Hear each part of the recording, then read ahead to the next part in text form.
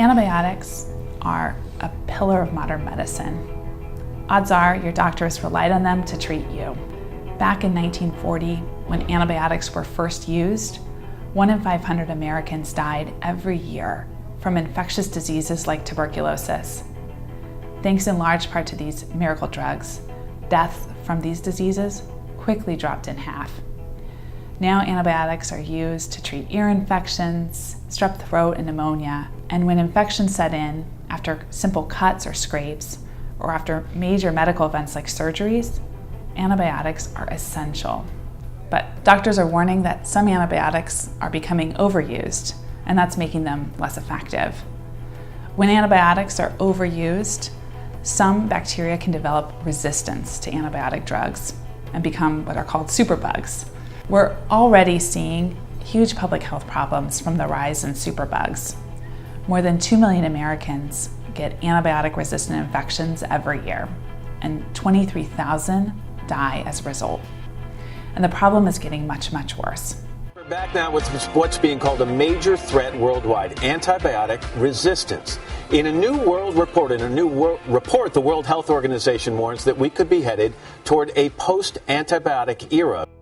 80% of antibiotics aren't used to treat sick people. Instead, they're sold to factory farms. Farming operations routinely give antibiotics to healthy animals in their feed. This is done to promote faster growth and prevent future illnesses. And even the most medically important antibiotics, like penicillin, are given to animals. According to one study, when different countries introduced certain antibiotics on farms, a surge occurred in people contracting antibiotic-resistant intestinal infections 1 to 2 years later. One, Campylobacter, increased 20% in Denmark and 70% in Spain. The World Health Organization put out a report in May, which said that without urgent coordinated action, the world is heading towards a post-antibiotic era, in which common infections and minor injuries, which have been treatable for decades, can once again kill. That's why the World Health Organization, the American Academy of Pediatrics, and so many other health experts agree that to protect public health, we need the farm industry to stop giving antibiotics to healthy animals.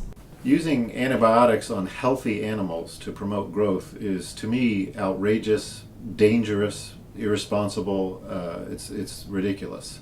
I don't care if my chicken is a little bit plumper. I care that this wonder drug is going to kill an infection in a child or an adult who has an infection.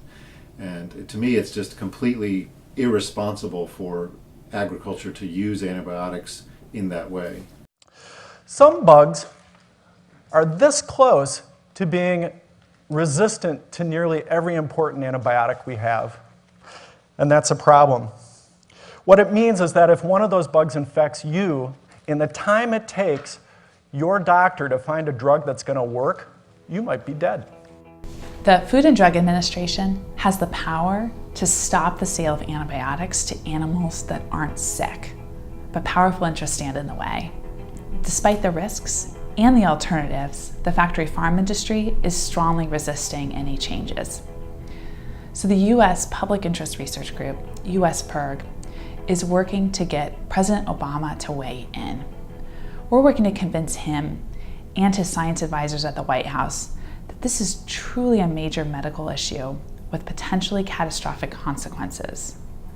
And we're working to show him that taking strong action on this issue would be popular with the public. So we want to shine a bright spotlight on this issue and raise the voice of thousands of Americans, public health officials, and farmers who are supportive of this campaign. We'll be talking to 336,000 Americans across the country about this issue just this summer. We're going to get 100,000 Americans to sign a petition to President Obama calling for change. And we're going to be working with the medical community, including finding 5,000 doctors and other health professionals who are supportive of the campaign. We'll need your help to protect the effectiveness of antibiotics so that they can continue saving millions of lives. To learn how you can take action, visit our website.